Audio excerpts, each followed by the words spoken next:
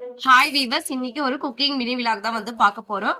காலையில பிரேக்ஃபாஸ்ட்க்கு பச்சை பயிர் குழம்பு தான் வந்து செய்ய போறேன். பச்சை பயிரை அலசி எடுத்தாச்சு. 10 பல் பூண்டு, ஒரு 4ல இருந்து 5 வரமிளகா, முருங்கைக்கீரையை நல்லா அலசி எடுத்துக்கலாம். முருங்கைக்கீரை சேர்த்துட்டு தக்காளி பழம், ஒரு வெங்காயம் போல சேர்த்துடலாம். சேர்த்துட்டு 5ல இருந்து 6 விசில் போல விடலாம். 6 விசில் விடும்போது நல்லா வந்து இந்த பச்சை பயிறு நல்லா வெந்து வந்துடும். கீரையும் நல்லா சாஃப்டா வெந்து வந்துடும்.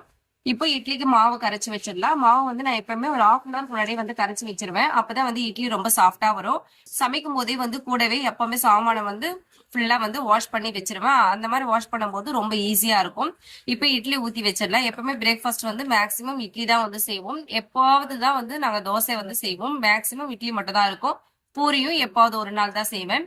இப்ப பாத்தீங்கன்னா பச்சை பயிறு குழம்பு ரெடி ஆயிடுச்சு. இப்ப வந்து பருப்பு சட்டியில போட்டு கடைஞ்சி எடுத்துக்கலாம். குழம்பு வந்து கொஞ்சம் திக்கா இருக்கு. அதனால வந்து ஒரு 2 டம்ளர் போல தண்ணி சேர்த்திருக்கேன். தண்ணி சேர்த்துட்டு தாளிச்சு விட்டுடலாம். எண்ணெய், கடுகு, கருவேப்பிலை எல்லாம் போட்டு தாளிச்சுட்டு கொஞ்சமா வடகம் சேர்த்திருக்கேன்.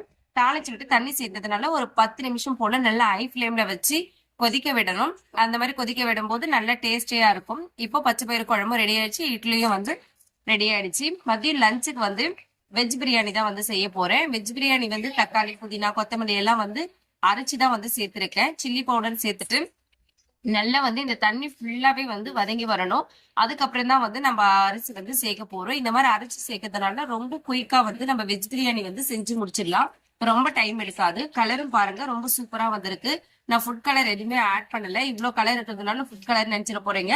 வெறும் வந்து சில்லி பவுடர் மட்டும் தான் வந்து சேர்த்திருக்கேன். இந்த தக்காளி பேஸ்ட் அரைக்கிறதுனால வந்து இந்த மாதிரி கலர் காம்பினேஷன் வந்து இருக்கு. வெஜ் பிரியாணி வந்து ரொம்ப சூப்பரா இருந்துச்சு.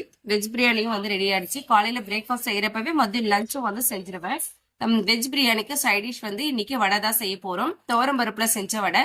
கடலப்பருப்பு வடையோட துவரம் பருப்புல வடை செய்யும் போது ரொம்ப சூப்பரா இருக்கும், டேஸ்டியாவும் இருக்கும். இன்னைக்கு துவரம் பருப்பு வடை தான் வந்து நாங்க சைடிஷா வந்து செஞ்சிருக்கோம். எங்களோட இன்னைக்கு பிரேக்ஃபாஸ்ட் அண்ட் லஞ்ச் மெனு இவ்வளவுதாங்க. இட்லியும் பச்சை பயிறு முருங்கைக்கீரை போட்ட குழம்பு, வெஜ் ரைஸும் கார வடையும் தான். என்னோட சேனல் பிடிச்சிருந்தா சப்ஸ்கிரைப் பண்ணுங்க. Thank you viewers.